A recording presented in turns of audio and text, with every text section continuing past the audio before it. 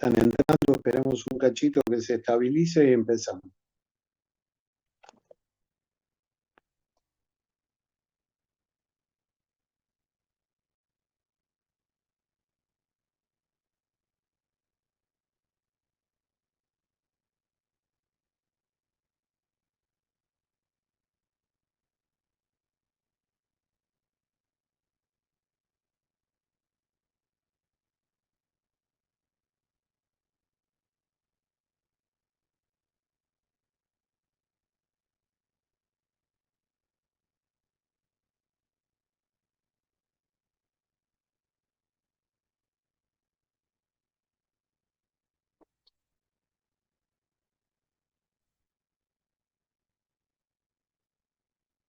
Bueno, vamos a empezar.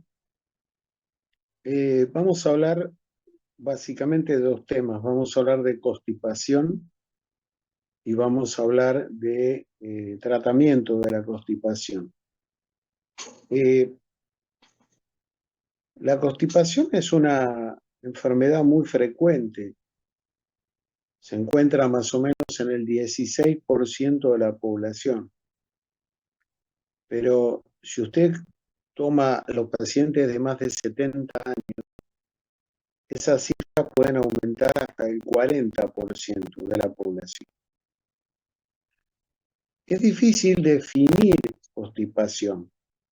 Es difícil definir porque en realidad la constipación es eliminar poca cantidad de materia fecal,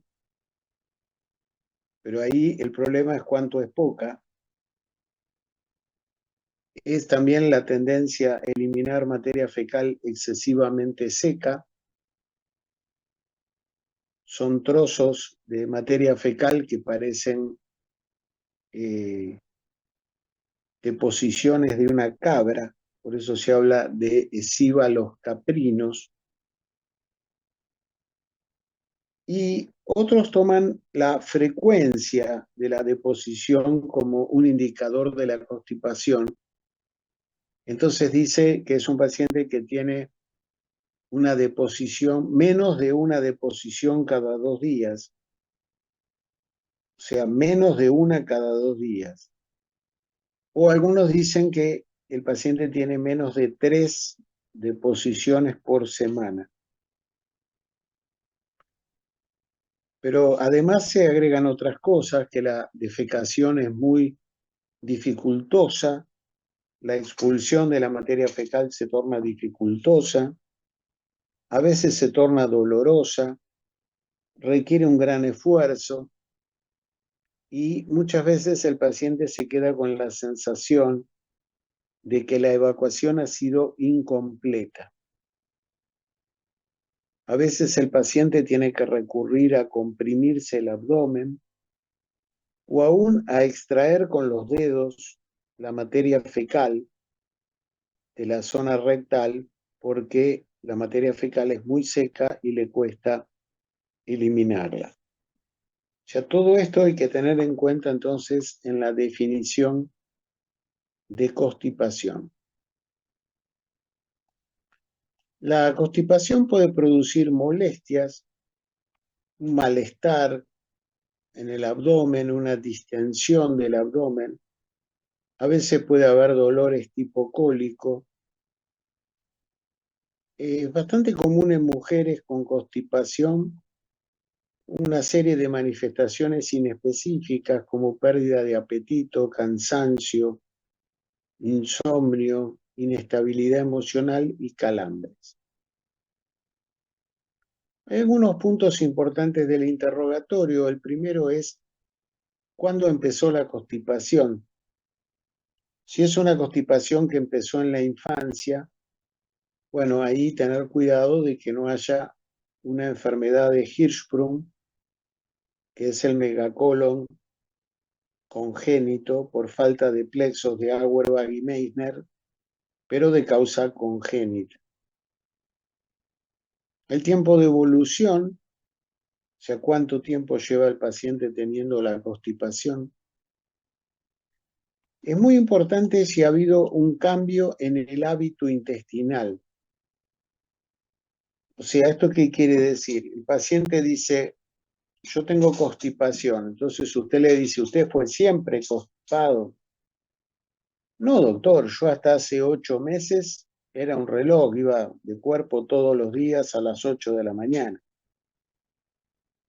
Ese dato es muy relevante, porque todo cambio en el ritmo evacuatorio para constipación o para diarrea es sospechoso de cáncer de colon.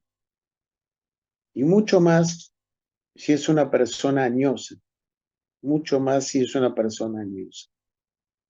Entonces usted siempre debe preguntar, si la persona le dice sí está constipada, usted le tiene que preguntar, ¿hace cuánto está constipada? ¿Usted siempre fue constipado toda la vida? No, no, doctor, yo hasta hace 6 meses era un relojito. Bueno, eso es muy sospechoso de cáncer, muy sospechoso.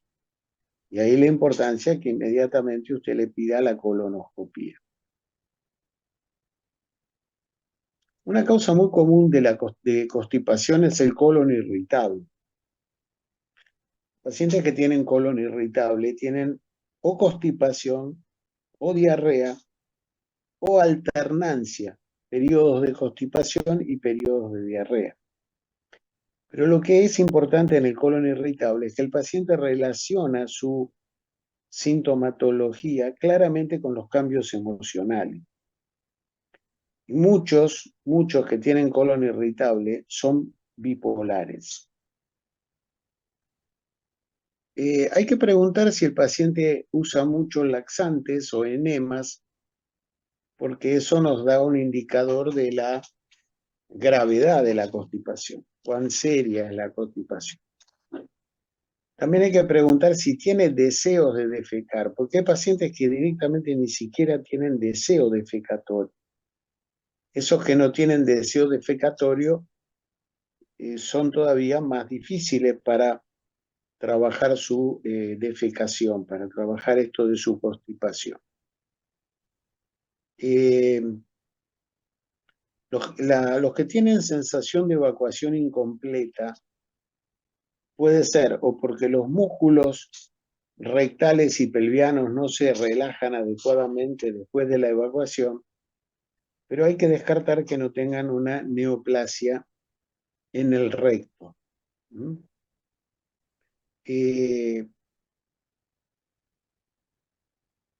También a veces los pacientes que tienen suboclusiones intestinales pueden tener un dolor intenso y espasmódico relacionado con la constipación.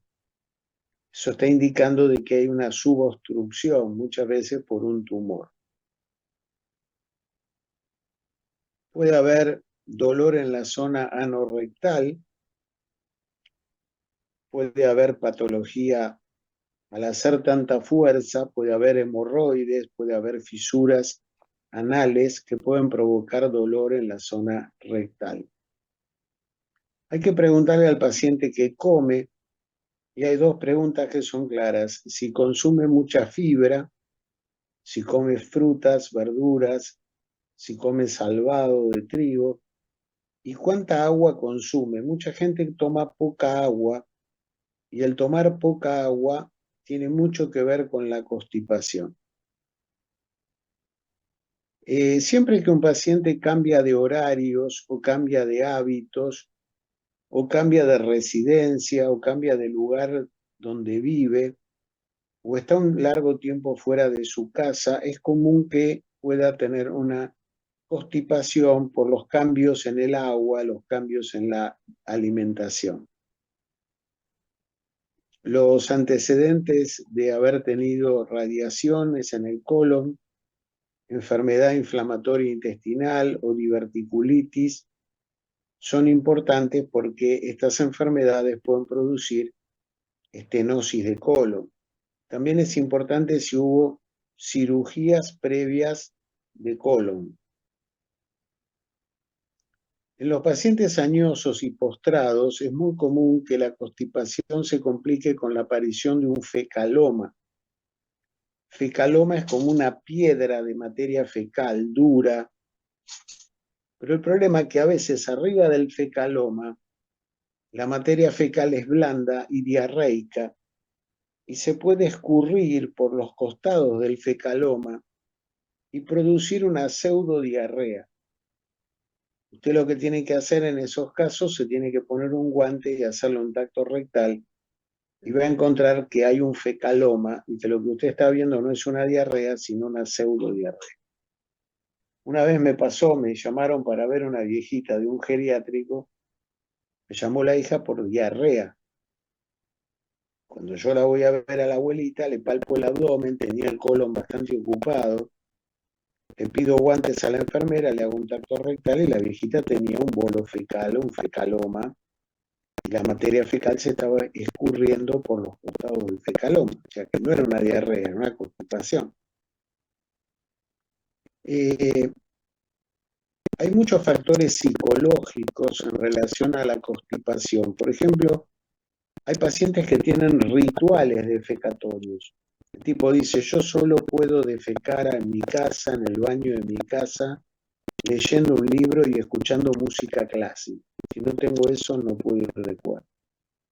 Hay mucha gente que no puede defecar en los baños públicos y eso ayuda a que si tiene ganas de defecar y está en un shopping o está en la calle, aguanta las ganas y eso provoca constipación. En 1911, Freud, en un trabajo que se llama Carácter y erotismo anal, Freud relacionó que había pacientes que eran tacaños, tosudos, testarudos y constipados. O sea, relacionó el dinero con la materia fecal y la solidez con la materia fecal. En el examen físico puede haber algún grado de distensión abdominal por gases. Se puede palpar la cuerda de colon y al lado izquierdo una cuerda de colon ocupada por la masa fecal. Si tiene fecaloma, a veces palpa una masa, también se puede palpar una masa en algún cáncer del colon. Hay que revisar bien al paciente. Si hay amenacolon, ese es el colon dilatado, visible y palpable.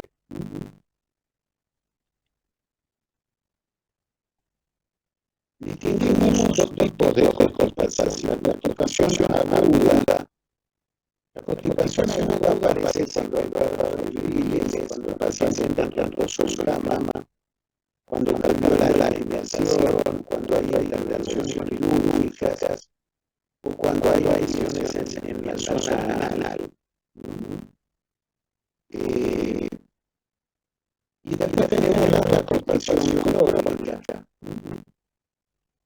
La constipación crónica se puede ir dilatando el colon, dando lugar a el colon, a el recto, y se pueden formar fecalomas.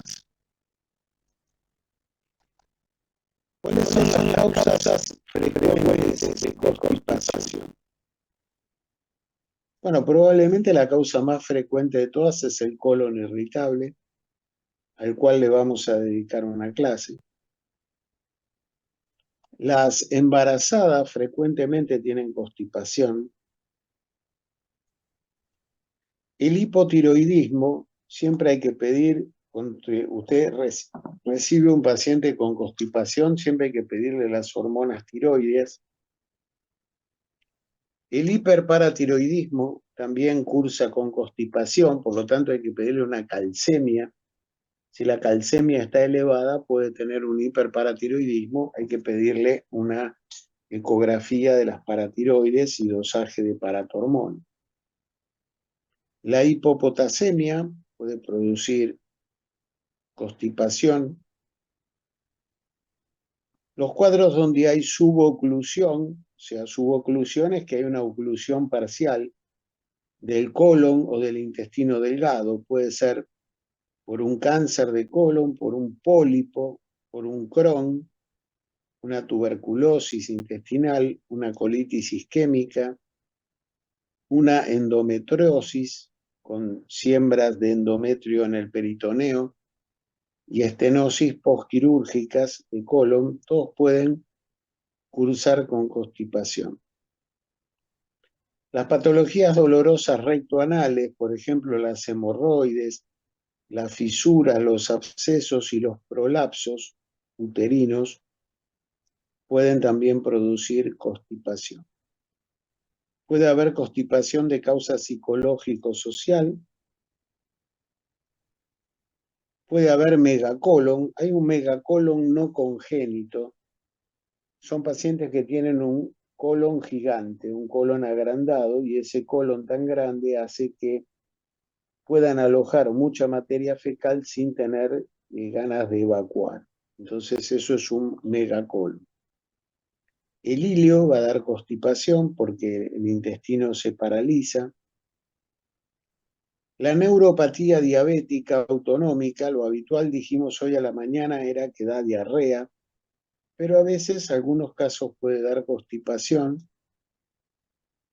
Puede haber constipación en lesiones neurológicas, por ejemplo en el ACV, en el Parkinson, en los parkinsonismos y en las lesiones de médula. Esas son las causas frecuentes de constipación. Y después tenemos las causas raras de constipación. Causas raras son la porfiria intermitente aguda, la amiloidosis intestinal, la insuficiencia renal crónica, el panhipopituitarismo, o sea, la falta de hipófisis de hormonas hipofisarias, el saturnismo, o sea, la intoxicación con plomo, si el paciente tiene un trabajo en el cual está expuesto al plomo. La esclerodermia puede producir constipación cuando afecta el colon. La enfermedad de Hirschsprung, que es el megacolon congénito infantil. La enfermedad de von Recklinghausen, que es una enfermedad genética que tiene amartomas y tiene manchas color café con leche en la piel, y tienen tumores neurológicos, neuromas. Las neoplasias endocrinas múltiples tipo 2B, que las vamos a estudiar el año que viene. Puede haber un megacolon por Chagas, si el paciente ha vivido en el campo o ha recibido transfusiones, es conveniente descartar el Chagas. Y después neuropatías autonómicas de causa primaria o secundaria. Primaria en general son genéticas y secundarias son secundarias a alguna enfermedad, por ejemplo la amiloidosis. Esas serían las causas raras de constipación. Y hay un punto importante que es la constipación producida por medicaciones. Hay que hacer una muy buena anamnesis de todos los remedios que toma el paciente, porque hay muchos remedios que dan constipación. Por ejemplo, el verapamilo y el diltiazem, bloqueantes cálcicos, los AINES, el carbonato de calcio, el hidróxido de aluminio, el bismuto, las drogas anticolinérgicas, por ejemplo, el Sertal, la buscapina, las drogas antidiarreicas, los antihistamínicos tipo H1, que son los que se usan para las alergias, tienen un efecto anticolinérgico. Por el efecto anticolinérgico pueden tener constipación. Los antiparkinsonianos también, por su efecto anticolinérgico, pueden tener constipación. El bario, si le hicieron, cuando usted le hacen estudios de bario, usted le tiene que dar después laxantes al paciente para que elimine todo el bario. Si usted no le da laxantes, el bario se endurece, forma como una pelota, eso se llama barioma y puede provocar constipación. Los diuréticos y los corticoides pueden producir constipación, el hierro, el litio, los relajantes musculares, el optiotride, los opiáceos, muy importante los opiáceos, las fenotiacinas, o sea, algunas drogas antipsicóticas, los antidepresivos tricíclicos. Como ven, hay una larga lista de medicaciones que pueden dar constipación. en todo paciente que consulte con cambio del ritmo evacuatorio habitual hacia la constipación o hacia la diarrea, debe pensarse en la posibilidad de que tenga un cáncer de colon y debe ser estudiado con videocolonoscopia. Esto es muy importante. En las causas psicológico-sociales puede haber exceso de pudor, necesidad de privacidad, el paciente solo puede defecar en su domicilio, rodeado de un ritual personal, no pueden defecar en los baños públicos o en el trabajo. Ya hablamos lo de Freud, de la unión de obstinación, tacañería y constipación. Recuerden que el psicoanálisis describió lo que se llama la fase anal en los chicos de 2 a 3 años. La poca ingesta de agua, el poco consumo de fibras. En los ancianos influye el reposo en cama, la debilidad muscular de los músculos abdominales y de los músculos pelvianos. A veces en pacientes añosos mayores de 85 años, de 75 años, aparece una excesiva preocupación con la evacuación. El viejo se pone muy pesado, todo el tiempo habla de la evacuación, que quiere ir de cuerpo, que tiene que tomar cosas. En general es un signo de que el viejo está empezando a desarrollar algún problema mental propio de su vejez. Y muchos de estos pacientes exigen laxantes y medicamentos, aunque no están verdaderamente constipados. La constipación tiene complicaciones, por ejemplo, hemorroides y fisuras perianales. El síncope, ¿se acuerdan que cuando dimos la clase de síncope, dijimos que había un síncope defecatorio por la maniobra de Valsalva? El cáncer, los constipados crónicos tienen más frecuencia de cáncer de colon y de cáncer de recto. Y finalmente la aparición de fecalomas. Esas son las 4 complicaciones de la constipación. ¿Cómo se estudia el paciente con constipación? Bueno, hay que hacerle un examen proctológico, examinar la región anal y perianal, a ver si hay fisuras, hemorroides, si hay fístulas. A veces hay fístulas perianales, sobre todo la enfermedad de Crohn. El tacto rectal es muy importante porque en el tacto rectal usted puede ver si no tiene un tumor de recto. Con el dedo se llega más o menos a 8 centímetros. Se exploran los últimos 8 centímetros del recto. Se puede hacer una anoscopía para visualizar todo el canal anal y con una rectosigmoidoscopía puede ver el recto, el sigmoides y puede llegar hasta el ángulo esplénico del colon. Esto es importante, tiene la anoscopía, la rectosigmoidoscopía que llega hasta el ángulo del vaso, el ángulo esplénico del colon, y si quiere ver el colon transverso o el colon derecho, tiene que hacerle una videocolonoscopía.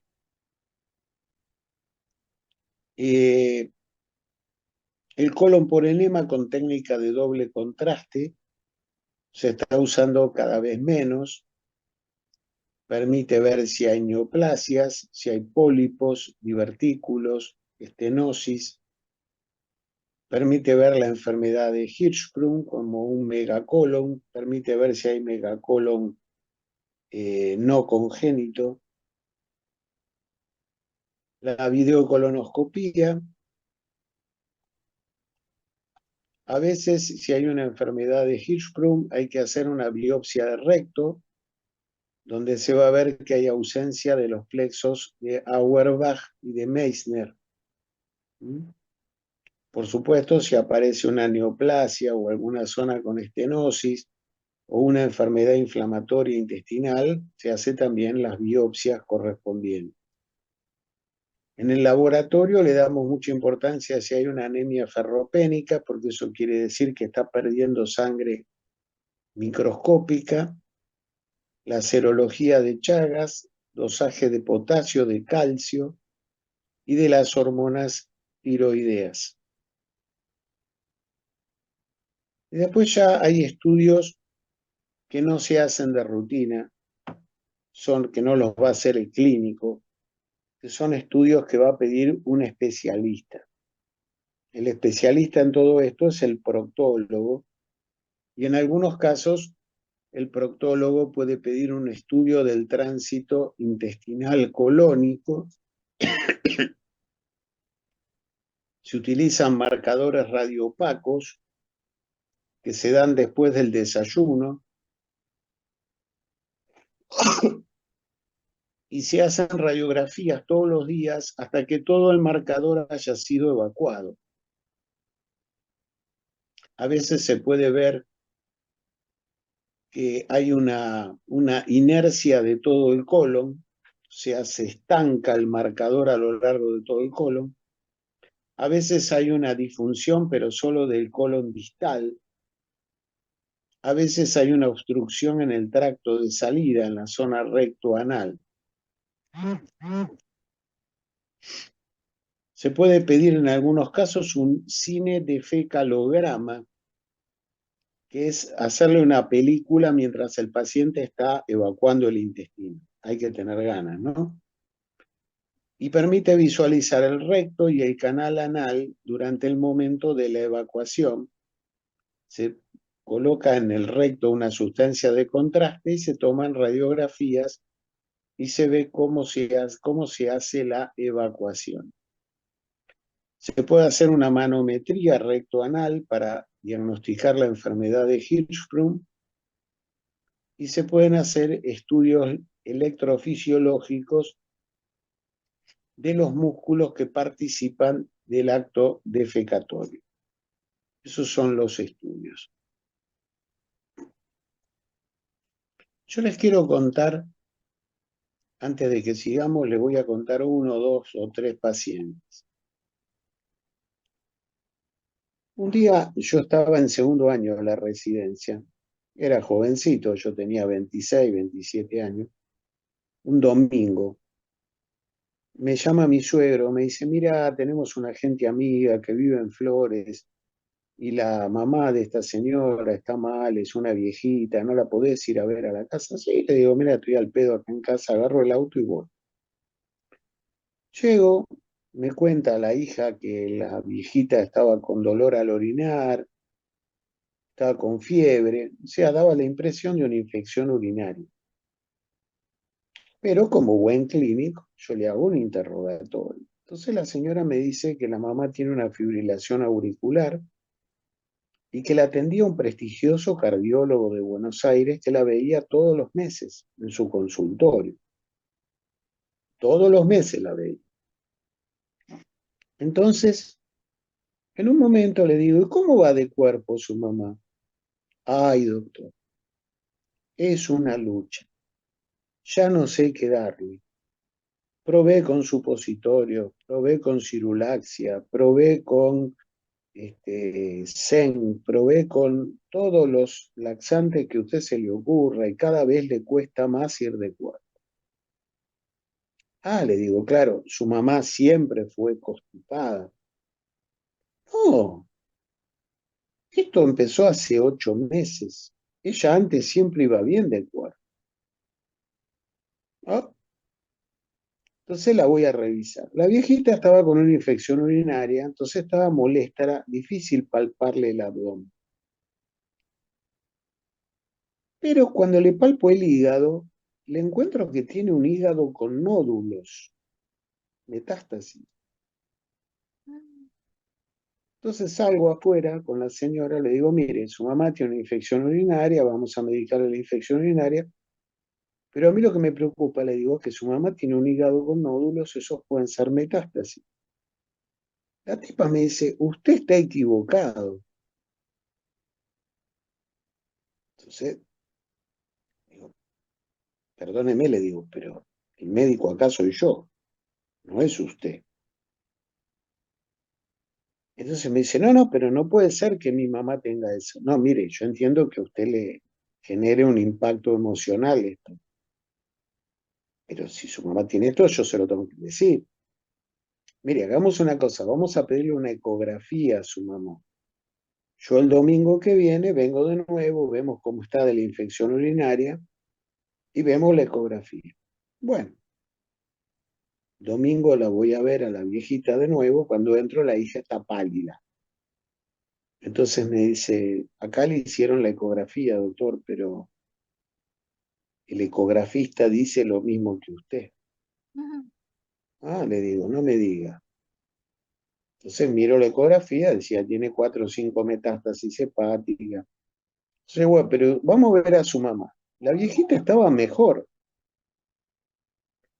de la infección urinaria. Entonces, le podía palpar mejor el abdomen. Cuando le palpo el abdomen, le encuentro que la viejita tenía un tumor del tamaño de una naranja en la zona del ciego.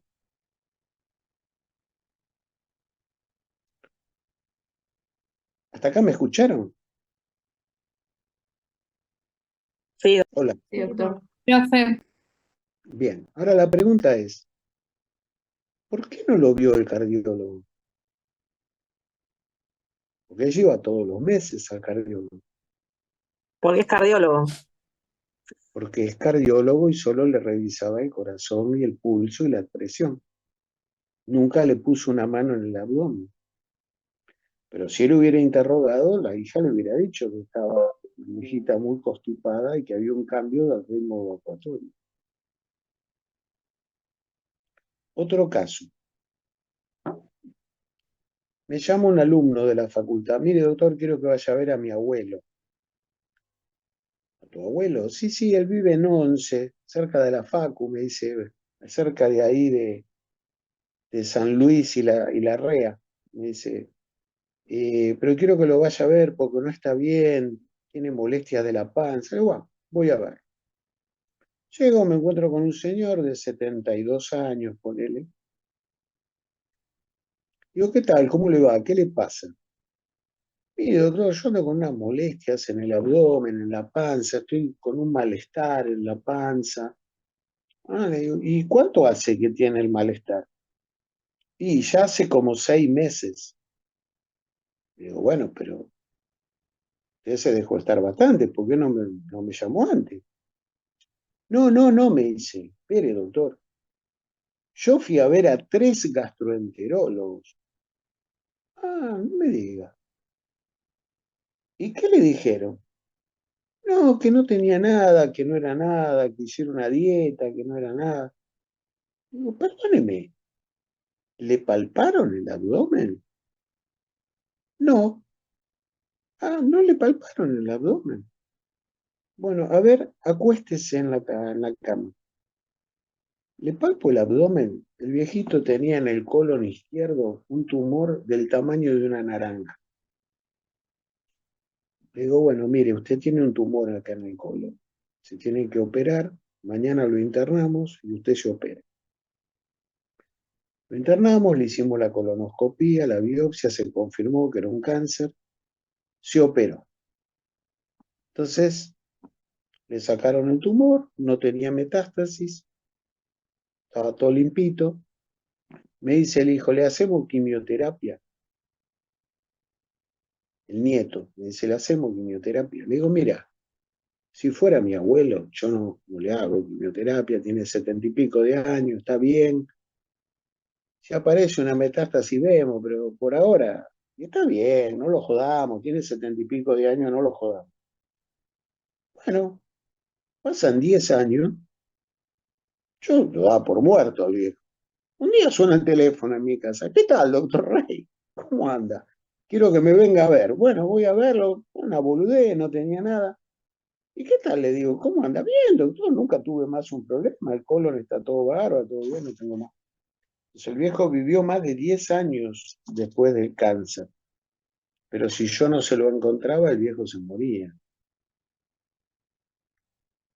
Entonces, con esto yo quiero llevarlos a esta reflexión.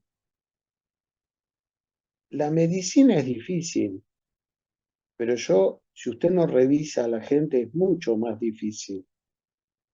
Mucho más difícil. Usted tiene que revisar a los pacientes. Otra cosa, cuando usted le palpa el abdomen a un paciente, usted no tiene que estar pensando en su novio, en su marido, en que juega Boca con Racing. No, usted tiene que estar absolutamente concentrado en sus dedos. Tiene que ser casi como un ritual. Usted como un sacerdote que está concentrado en sus dedos y usted lo que está buscando es dónde está el cáncer. Si usted se pone de esa manera, yo le digo que usted lo encuentra el cáncer, pero tiene que concentrarse de esa manera. Y tiene que revisar a los pacientes. Si no los revisa, no los va a encontrar. Y los pacientes le avisan, porque si el paciente le dice, yo hace 6 meses que cambié mi ritmo evacuatorio, y bueno, ¿qué va a tener? Tener un cáncer, evidentemente hay que buscarlo. Usted tiene que interrogar y tiene que revisar. Si usted interroga y usted revisa, difícilmente se va a equivocar. Y le salva la vida a la gente. Usted lo hace operar y el tipo, él le salvó la vida. ¿Mm? Bueno, vamos a hablar un poquito de los laxantes. Doctor, perdón, Sí. cuando usted habló que lo revisa el proctólogo es gastroenterólogo o es una especialidad aparte? No, el proctólogo es un cirujano. Ah, cirujano. Es un cirujano que se especializa en cirugía rectal y colónica. Es un cirujano general que se especializó en cirugía rectal y colónica. Eso es un proctólogo. O sea que si un gastroenterólogo, por ejemplo, lo estudia, le encuentran, lo deriva al cirujano o al proctólogo. Exactamente. Lo deriva al cirujano o al proctólogo. Usted como médico general igual le puede hacer el tacto rectal. Ya le digo, 8 centímetros. Si el tumor está a menos de 8 centímetros, usted lo va a tocar. Si está más de 8 centímetros, no. ¿Mm? Los cánceres de recto tienen una cagada, que los cánceres de recto no dan metástasis hepáticas, dan metástasis mediastinales y pulmonares. Se va por la cava. El recto va por la cava. En cambio, todo el resto del colon se va para la porta, se va al hígado. Y las metástasis hepáticas son más fáciles, porque usted las puede operar. La metástasis del mediastino ya es un quilombo. Muchas veces. Me quedé pensando con el tacto rectal. Cuando usted eh, palpa una hiperplasia de próstata, ¿se puede confundir con un tumor o no? ¿Se da cuenta?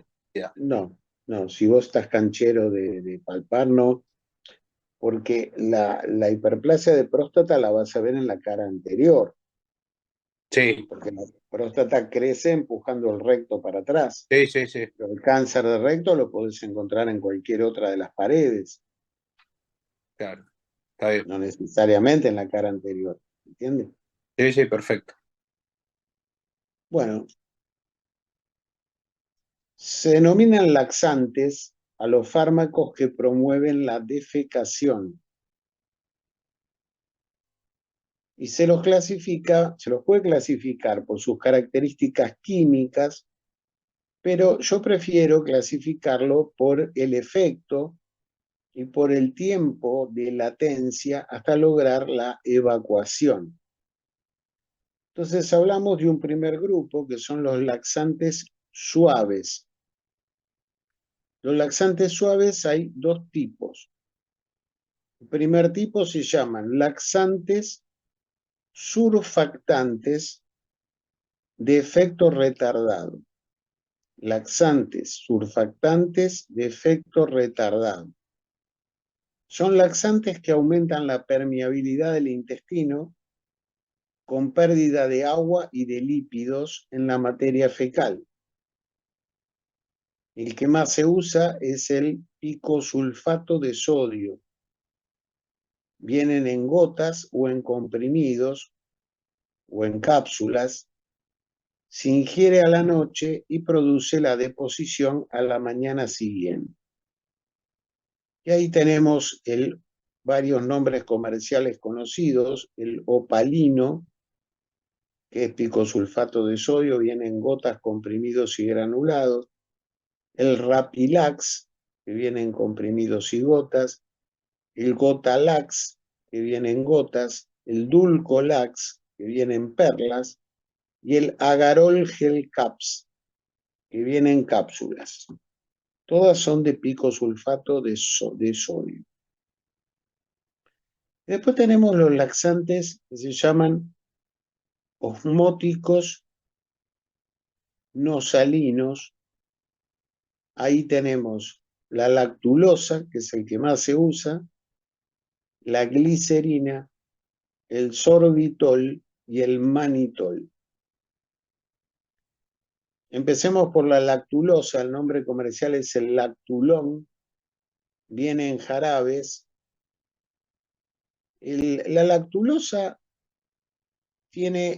es un laxante suave, se puede usar como laxante, pero el uso más interesante de la lactulosa va a ser en los pacientes con insuficiencia hepática, para evitar la encefalopatía hepática. Eso lo vamos a explicar cuando demos la clase de hígado, por qué se usa la lactulosa. La lactulosa lo que hace es modifica la flora del colon. Cambia la flora anaerobia por una flora más aerobia del colon. Y esa flora más aerobia fabrica menos sustancias tóxicas y por lo tanto tiene menos repercusión en la encefalopatía hepática. En los pacientes con cirrosis se les da lactulosa todos los días hasta lograr que eliminen 2 a 3 deposiciones blandas por día. 2 a 3 deposiciones blandas por día.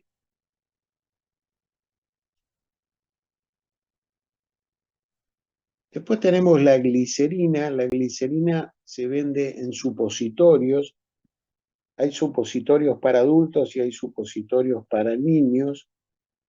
El supositorio se coloca por vía rectal y se espera más o menos 30 minutos. Lo que hace la glicerina es ablanda y lubrica el pasaje de la materia fecal por el recto. El sorbitol o el manitol no se usan como laxantes, pero se van a usar a veces en envenenamientos, en sobredosis, para eliminar venenos. Y también se combina con unas resinas que se llaman de intercambio iónico para tratar la hiperpotasemia. Pero no se usan como laxantes de uso domiciliario. Y después nos quedan los aceites minerales, el tercer grupo de estos laxantes suaves. Acá está el agarol. Los aceites minerales son derivados de la vaselina, el agarol. El agarol es una mezcla, tiene vaselina, picosulfato de sodio y agar-agar. Viene en líquido, se toma una cucharada a la noche, a veces una a la noche y una al mediodía. Y el otro es el milpar. El milpar es hidróxido de magnesio con petrolato. Estos aceites minerales son derivados del petróleo, ablandan la materia fecal, tienen un efecto lubricante de la materia fecal. Hay que tener cuidado porque pueden producir mala absorción de algunas drogas y mala absorción de las vitaminas liposolubles.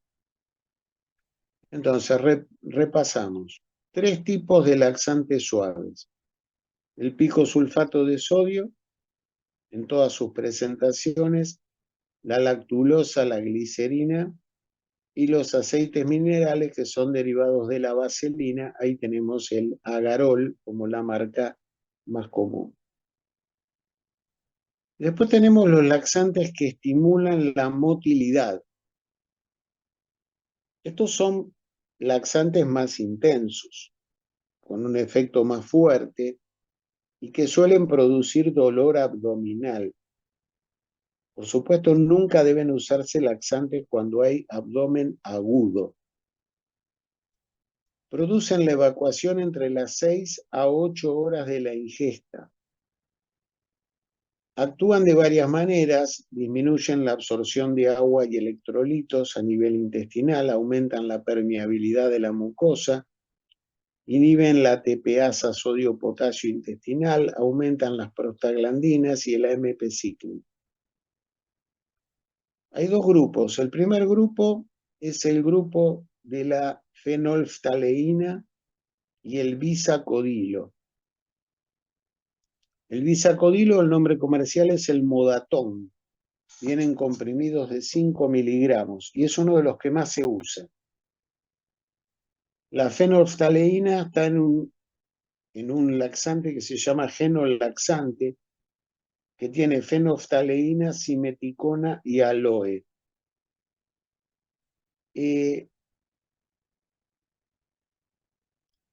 Estos laxantes pueden producir una gran evacuación y pueden producir deshidratación. Es común que coloreen de color rosado la orina y la materia fecal. Si se usan en forma crónica, pueden dañar la absorción de ciertos nutrientes a nivel intestinal. Y el segundo grupo son las que se llaman las antraquinonas. Ahí tenemos el CEN o la cena o los cenócidos, como el Medilaxan, la cáscara sagrada, es otro laxante, el Cirulaxia, que tiene jarabe de ciruela, zen y tintura de coriandro y miel, y el verocolate, que tiene cáscara sagrada, fenolftaleína y sales biliares.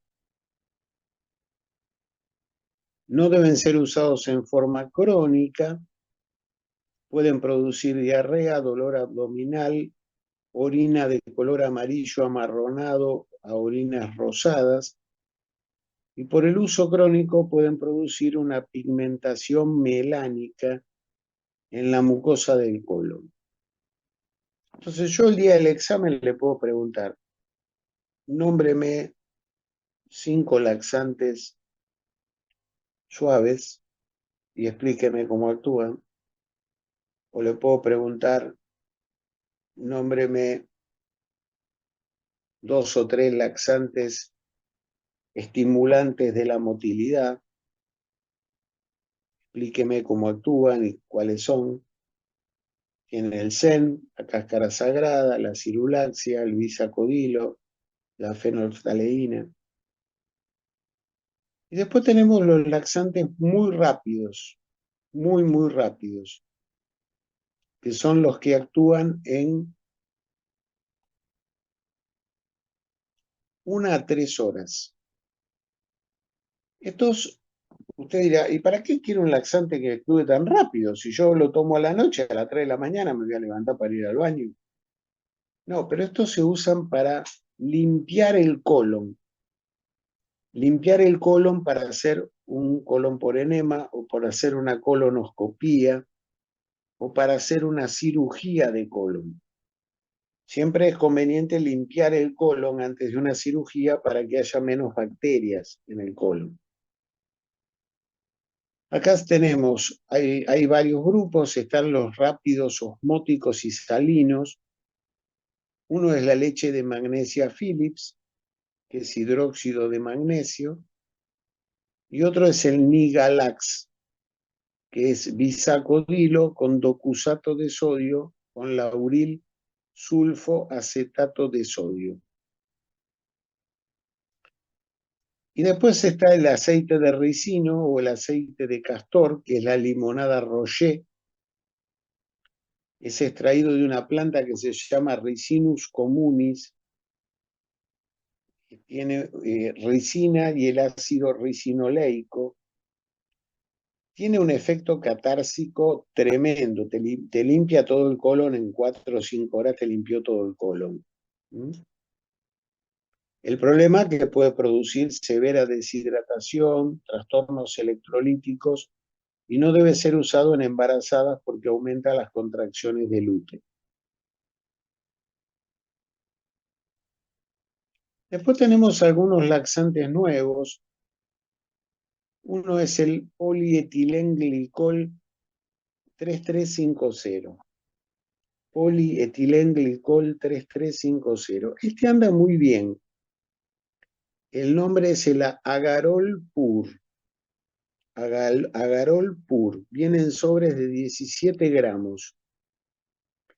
Este es bueno para los viejos postrados. Es muy bueno para los viejos postrados. Aumenta el ingreso del agua al colon, no se absorbe, puede producir dolor abdominal y diarrea, y es eficaz en el 70% de los casos. Yo esto lo he probado con pacientes añosos y realmente funciona muy bien. Después, otros laxantes, tenemos la lubiprostona. Lubiprostona. La lubiprostona es un nuevo laxante, el nombre comercial es la Amititza. Viene en cápsulas de 8 y 24 microgramos. Es un activador de los canales de cloro, entonces aumenta la liberación de cloro en la secreción intestinal y aumenta el pasaje de líquidos a la luz intestinal y aumenta la motilidad intestinal. Se absorbe en muy poquita cantidad, puede producir cefalea, náuseas, vómitos, diarrea, dolor abdominal, distensión abdominal. Está contraindicado en el embarazo. El linaclotide se usa exclusivamente en el colon irritable a predominio constipación. También se puede usar en los pacientes con constipación crónica. Es una droga que es una agonista de la guanilato ciclasa, por ello aumenta el GMP cíclico. Eso estimula la secreción de cloro, bicarbonato y agua hacia la luz intestinal y aumenta el tránsito intestinal. Está por salir al mercado también el plecanatide, que es de la misma familia.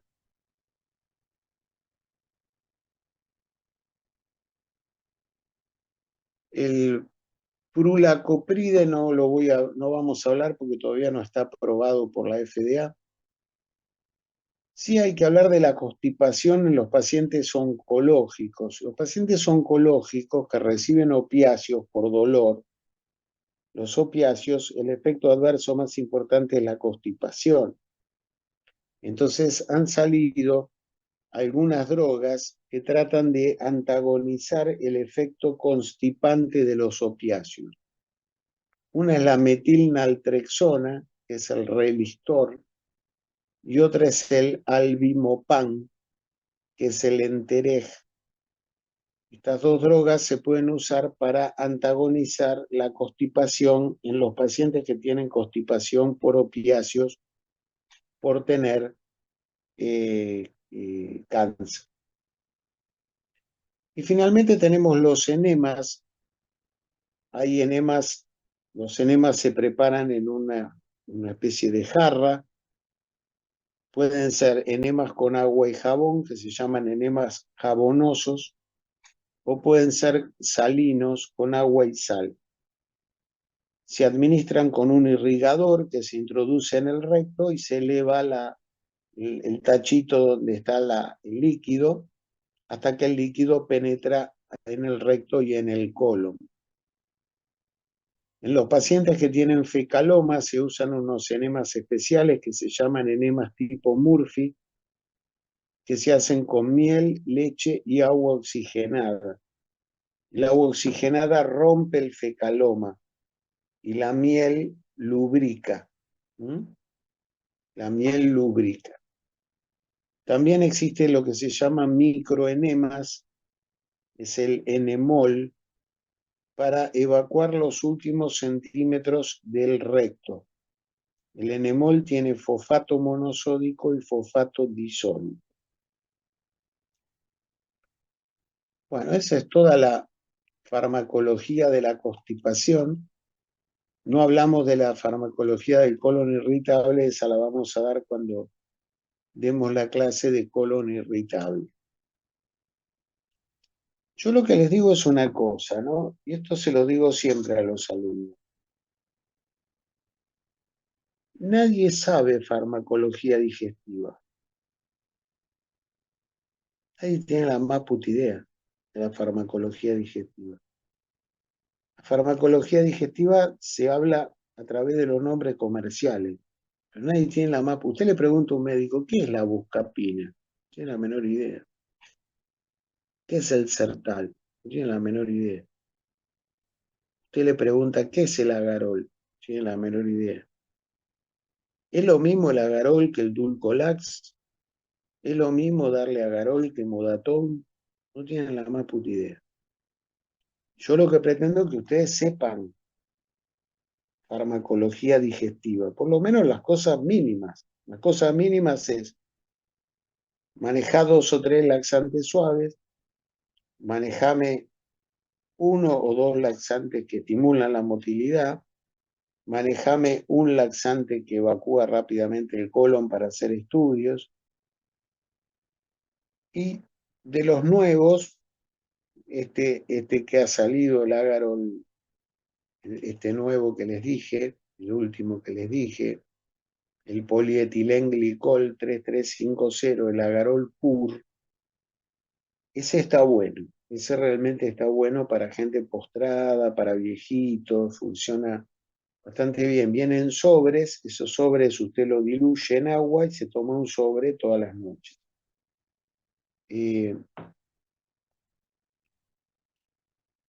Bueno, no sé si quieren preguntar algo, tenemos tiempo. Doc, yo le puedo contar mi experiencia personal con pacientes con lesión medular. Se les indica un supositorio de bisacodilo, mayormente a la misma hora.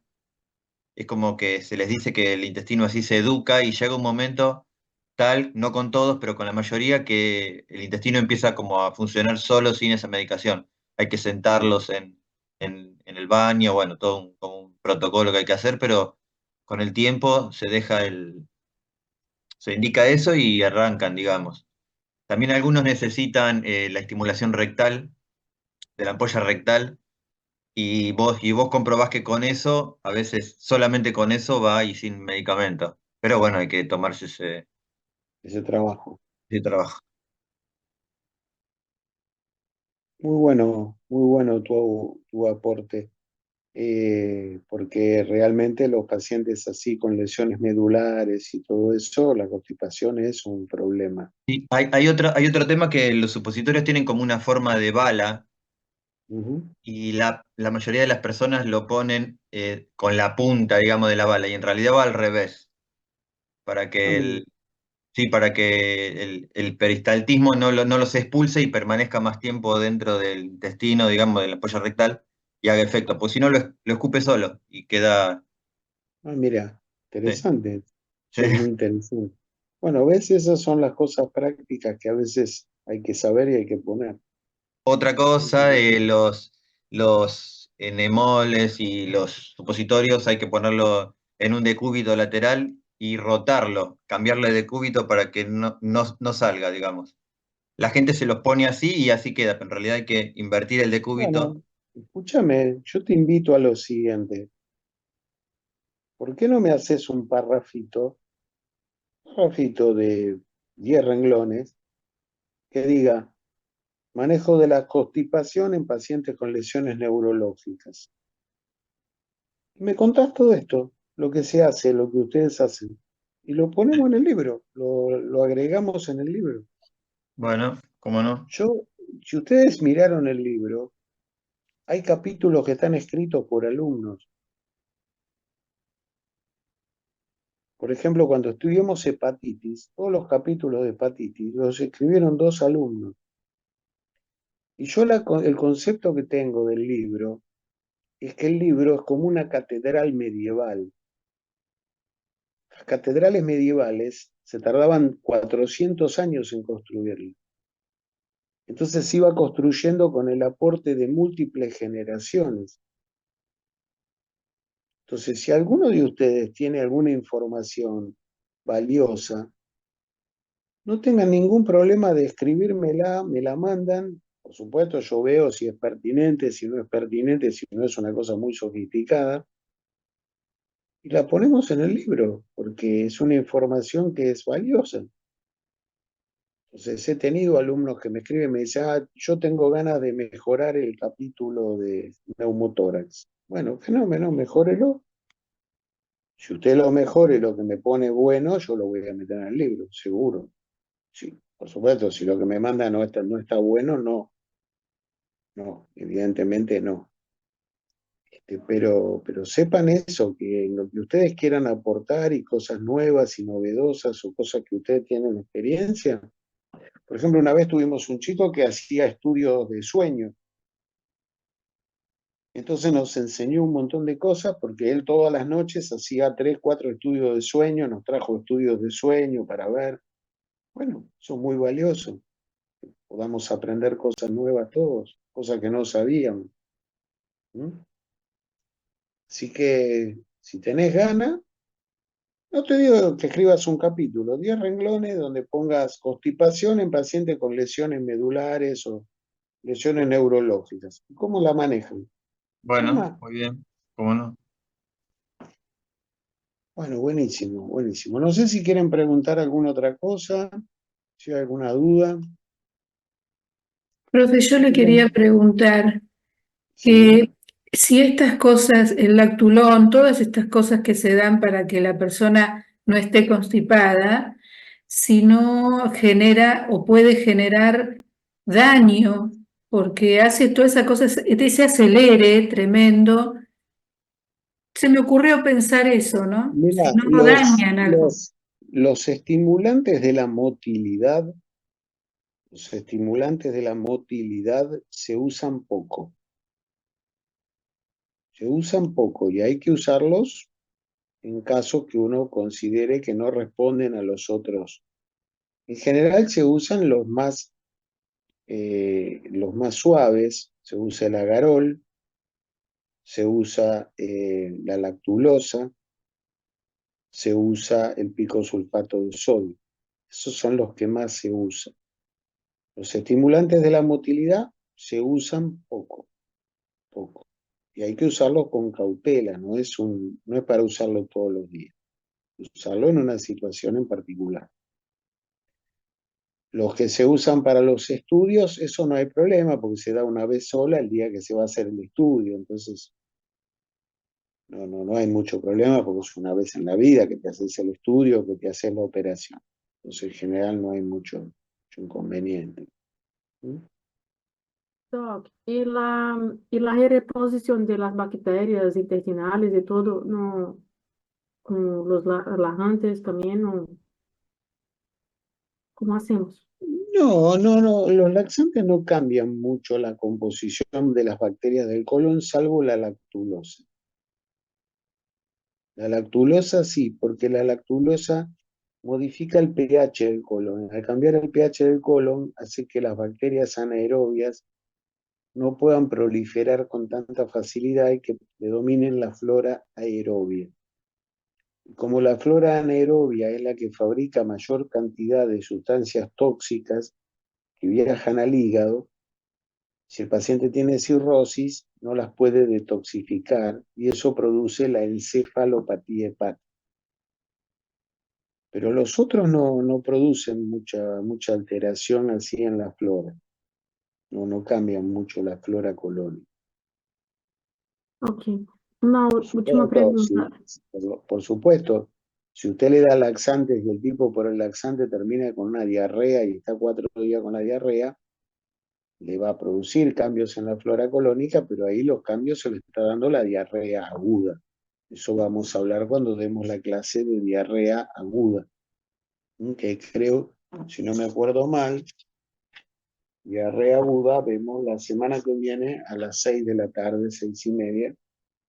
Vemos la clase de diarrea aguda, que es un tema muy interesante. Mi segunda pregunta era casi como un camino.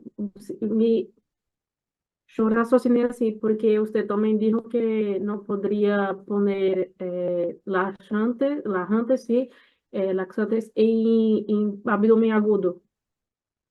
Si el paciente usted ¿Es tiene por eso? sospecha, si usted tiene sospecha de que el paciente puede tener un abdomen agudo, muchos abdómenes agudos cursan con constipación. Pero si usted tiene sospecha de que el paciente está teniendo un íleo, o está teniendo una apendicitis, o está teniendo un cuadro de abdomen agudo, está absolutamente contraindicado darle cualquier tipo de laxante.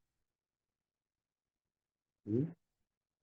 Es importante eso porque cuando usted tiene un abdomen agudo, en general, el intestino se paraliza. Entonces, como el intestino se paraliza, el paciente tiene constipación. Pero usted no tiene que darle, si sospecha que tiene un abdomen agudo, no tiene que darle laxante. Tiene que tratarle la causa del abdomen agudo. Ok, gracias. Muy bien. Estoy pensando si hay algún otro casito así que me acuerde de cáncer de colon. Una vez tuve un señor que era un gran fumador, que había tenido un cáncer de laringe, le habían sacado la laringe y el señor seguía fumando. Y además era un gran borracho y tenía cirrosis. Yo lo cargaba, yo le decía que él estaba haciendo una competencia a ver si lo mataba el hígado o lo mataba el pulmón.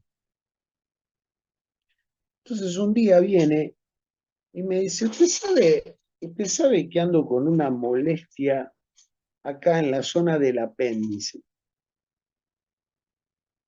Digo, mire, palpémosle la panza y vemos qué pasa. Entonces le palpo la panza. Encuentro, el señor tenía un tumor así en el apéndice. Tumor tamaño de una pelota de golf. Le digo, mire, yo palpo una tumoración, lo voy a mandar a que lo vea el cirujano. Bueno, el cirujano lo ve, palpa la tumoración, le dice, mire, lo vamos a operar. Lo operamos todos pensando que tenía un cáncer. Bueno, el señor tenía un tumor raro que se llama mucosele de ciego. Es un tumor que en general es benigno. El cirujano me llamó, me dice, che, mira, la primera vez en mi vida que veo un mucosele, nunca había visto uno, así que estoy contento, se lo saqué, quédate tranquilo, ya no tiene más nada, el tipo está bárbaro. ¿No? Entonces, fíjense, palpar el abdomen, palpar, no cansarse de palpar. Uno cuando palpa encuentra. Cuando uno palpa encuentra la tumoración. ¿Mm? Doctor, buenas noches. ¿Le puedo hacer una consulta? Dígame. Está en el libro que dice que los pacientes añosos mayores de 75 años tienen esa preocupación excesiva y permanente acerca de las evacuaciones. Y Sí. leo que dice que debe interpretarse como cierta regresión emocional a etapas anales de su psiquismo. ¿Qué quiere decir eso? Bueno, vos sabés que a nivel psicoanalítico se dice que los chicos, como son chiquitos, tienen una primera etapa que es una etapa oral, que es la etapa que el chico se lleva toda la boca, la teta y toda la boca, toda la boca. Después cuando tiene 2, 3 años viene la etapa anal. La etapa anal es el control de esfínteres, cuando el chico empieza a no hacer caca en el pañal, sino aprende a hacer caca en la pelela, aprende a hacer caca en el baño y la mamá lo felicita cuando hace caca en el baño y entonces el nene va aprendiendo a controlar los esfínteres. Esa es la etapa anal. Después viene una etapa fálica y después viene una etapa genital. La etapa genital es cuando puede tener relaciones sexuales. Esas etapas fueron descritas por el psicoanálisis en la época de Freud, lo describió un discípulo de Freud. En los viejitos muchas veces se pierde la sexualidad y hay como una regresión a la etapa anal. Entonces, al haber una regresión a la etapa anal, está todo el tiempo preocupado por la evacuación, el intestino, la materia fecal, y está todo el día con eso. A veces hay viejitos que regresionan a la etapa oral, y entonces son viejitos que se comen todo, están todo el día comiendo y comiendo y comiendo y comiendo y comiendo, son como termitas, están todo el día comiendo, hacen como una regresión a la etapa oral. Esas son regresiones propias de la vejez. ¿Mm? Ojo, no la tienen todos los viejos, la tienen algunos. Pero me ha tocado a veces, algún viejo que te vuelve loco, que vos lo interrogás y le decís, pero usted, ¿cuántas veces va de cuerpo por semana? Te dice, no, yo voy 4 veces, pero tengo que ir todos los días. Entonces usted me tiene que dar laxantes. Vos le decís, no, pero escúcheme, si usted va 4 veces por semana, usted no tiene constipación, usted va 4 veces por semana. No, pero yo tengo que ir todos los días de cuerpo. Y se transforma en una especie de obsesión. Y muchas veces terminan medicados por una enfermedad que en realidad no tienen, porque no tienen constipación. ¿Entienden? Perfecto, gracias, doctor. No sé si quieren preguntar algo más.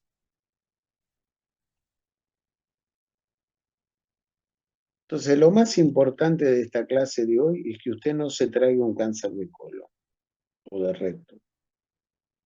Eso es lo más importante. Y que recuerde que todo cambio en el hábito evacuatorio, sea para la constipación o sea para la diarrea, usted tiene que sospechar que puede tener un cáncer. Si el paciente le dice, mire, yo iba todos los días de cuerpo, fenómeno, a las 9 de la mañana iba de cuerpo todos los días, pero desde hace 3 meses todos los días tengo diarrea, guarda, puede tener un cáncer. O el paciente le dice, y no, y ahora me cuesta un montón ir de cuerpo, voy cada 3, 4 días, tengo que tomar laxante, guarda, puede tener un cáncer. Usted tiene que estar muy atento a eso. Cambio en el ritmo evacuatorio, usted tiene que preguntarlo con mucha precisión. Si el paciente dice, no, yo soy constipado. ¿Usted siempre fue constipado? ¿Toda la vida fue constipado? No, ahora, hace 3 meses, 4 meses. Ahí está la sospecha. Entonces usted tiene que preguntar y palpar. Preguntar y palpar el abdomen. Y cuando palpa el abdomen, concentrado en lo que está haciendo. Concentrado en los dedos. Así como cuando usted escucha el corazón, usted se tiene que concentrar en los ruidos cardíacos, en los soplos. Usted cuando palpe el abdomen, toda la cabeza tiene que estar puesta en la puntita de los dedos, de lo que usted está palpando. ¿Mm? Bueno, dejamos hoy, que pasen lindo fin de. Estudien porque pronto llega, ¿eh? La semana que viene vamos a tener forma presencial todas las enfermedades intestinales de mala absorción, ahí está sobre todo enfermedad celíaca, y por Zoom vamos a tener las peritonitis y los abscesos y el abdomen agudo, y el Zoom de la tarde va a ser sobre diarrea aguda, es un tema muy, muy interesante. Bueno, nos vemos, chau. Gracias, doctor. Buenas noches. Chao, doctor, gracias. Gracias, doc. Chao, muchas gracias.